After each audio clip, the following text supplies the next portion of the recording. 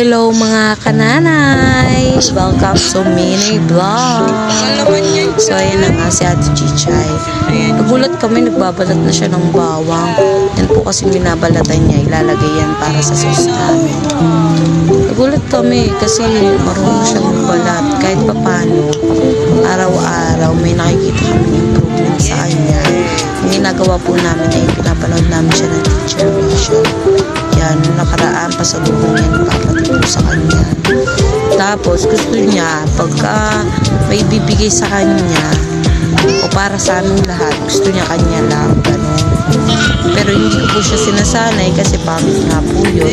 Dahil sabi po ng doktor, dapat yung mga bagay na gusto niya at dinadaan niya sa iyak ay wag namin i-tolerate kasi kakasanayan niya.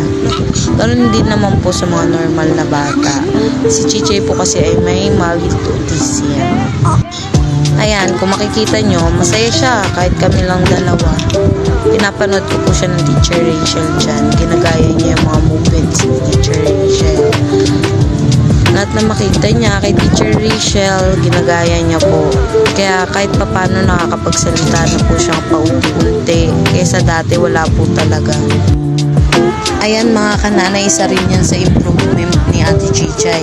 Kasi dati pag nakakita siya ng camera, ayaw niya talaga. So ngayon nakikita namin, nagpapakyut na siya, marunong na siya eh. Simula pinapanood namin siya kay Teacher Rachel, nagkakaroon siya ng mga movement na dati hindi namin nakikita. Pinaka-worst lang naman na naranasan ko halos araw-araw ay yung ayaw niya akong mawala sa paningin niya. Kaya talagang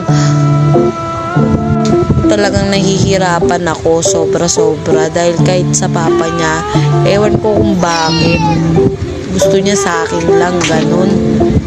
Hindi naman siya pinapalo ng papa tibo niya, pero gusto niya talaga ako yung lagi niyang kasama, ganun siya.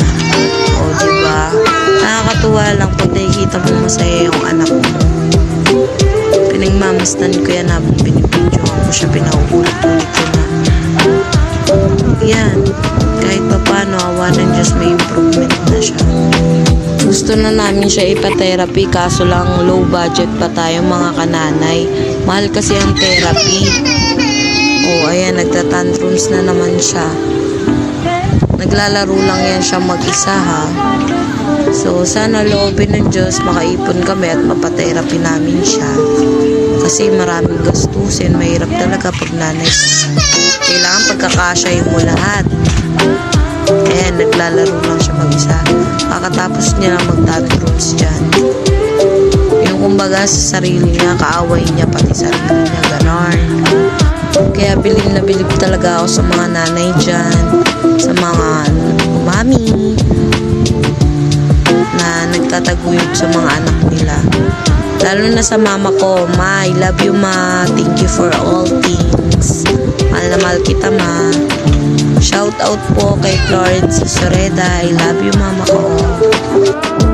Bye-bye mga kananay, sa uulitin. We love you. Mwah, mwah, mwah.